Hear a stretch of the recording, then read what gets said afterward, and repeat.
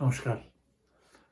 स्वामी विवेकानंद एक ऐसा नाम जो न सिर्फ भारत बल्कि दुनिया में कहीं भी कोई युवा है, जो युवा सिर्फ उम्र से नहीं बल्कि भाव से युवा है। वो प्रेरणा के पुंज हैं उन युवाओं के लिए। युवा वो है जो उत्साहित है, युवा वो है जो हिम्मत वाला है, युवा वो है जो किसी भी तरीके का एडवेंचर करने के लिए, नई चीजें एक्सप्लोर करने के लिए रेडी होता है। और इसीलिए स्वामी विवेकानंद के जीवन से जुड़ी हुई कुछ ऐसी महत्वपूर्ण घटनाएं आपके साथ शेयर करता हूं, क्योंकि 12 जनवरी राष्ट्रीय युवा दिवस, भारत का राष्ट्रीय युवा दिवस, वो देश जहां पर 65% आबादी युवा है, उस देश का आइकन अब 160 बरस का होने जा रहा है, परंतु आज भी युवा। पहला किस्सा उनके बचपन से, और ये सब हमको एक नई राह दिखाते हैं। बचपन में आसपास के बच्चों के साथ, उस वक्त उनका नाम था नरेंद्र, खेला करते थे। तभी वहां किसी ने कह दिया कि वहां एक पीपल का पेड़ है और उस पीपल के पेड़ के ऊपर ब्रह्म राक्षस रहता है, बड़ा राक्षस जो पकड़ लेता है और पकड़ के खा जाता है। सारे बच्चे डर गए कि अरे ये खा जाएगा। विवेकानंद, नरेंद्र ने ये सुना, कुछ नहीं बोले और रात के वक्त जाकर उस पेड़ के ऊपर उल्टे लटक गए। जब घर वालों को नरेंद्र नहीं मिले तो वो खोजने लगे कि वो नरेंद्र कहां गए। दोस्तों के यहां पूछा, उन्होंने कहा नहीं, हमारे यहां तो नहीं है। सब लोग ढूंढते ढूंढते पहुंचे तो पता चला कि वो वहां उस पेड़ के ऊपर उल्टे लटके हुए थे। और सब लोगों ने कहा, नरेंद्र क्या कर रहे हो, यहां ब्रह्म राक्षस आता है। उन्होंने कहा, मैं भी पिछले कई घंटों से यहां लटका हुआ उसी की चिंता कर रहा हूं, उसी का वेट कर रहा हूं कि आए और मैं उससे मिलूं तो सही।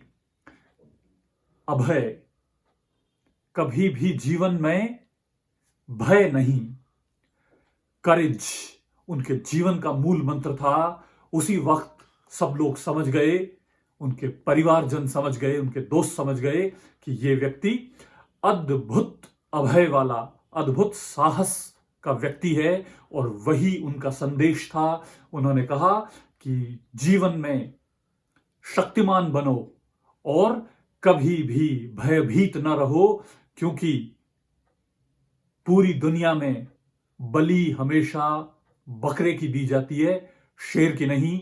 शेर पुंसत्व का प्रतीक है, शेर साहस का प्रतीक है।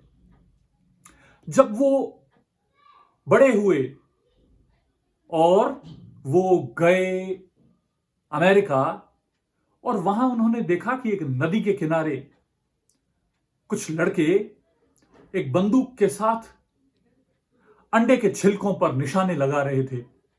वो उन्हें देखते रहे, पर उनका बच्चों का निशाना नहीं लग रहा था। उन्होंने उनसे कहा, थोड़ा ध्यान से निशाना लगाओ। तो उन्होंने कहा कि इतना आता है तो आप ही आके लगा लो ना।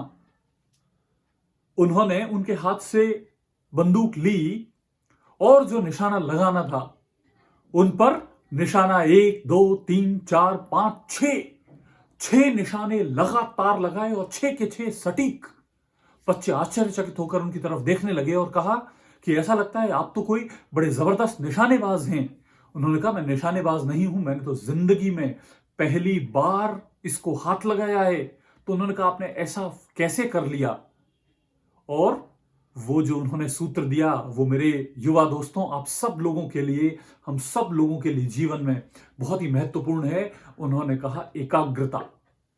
उन्होंने कहा, मेरा कंसंट्रेशन, जैसे अर्जुन को सिर्फ चिड़िया की आंख दिखाई दी, वैसे मुझे भी बस जहां निशाना लगाना है वही देखा और मैंने निशाना लगा दिया। यदि हम लोग भी एक ध्येय के लिए, एक लक्ष्य के लिए, अपने द्वारा निर्धारित किसी एक एम, किसी एक गोल के लिए पूर्ण रूप से समर्पित हो जाएं, तो हमारी सफलता भी असंदिग्ध हो जाएगी। हमारी सफलता को कोई रोक नहीं सकता। है ना कितनी अच्छी बात विवेकानंद जी ने हमको जो बताई, अब तक हमने आपको 2 बातें बताई। एक अभय, fearless, be fearless in your life. Second, be full of concentration. जो काम करो उसमें अपनी पूरी शक्ति डाल दीजिए।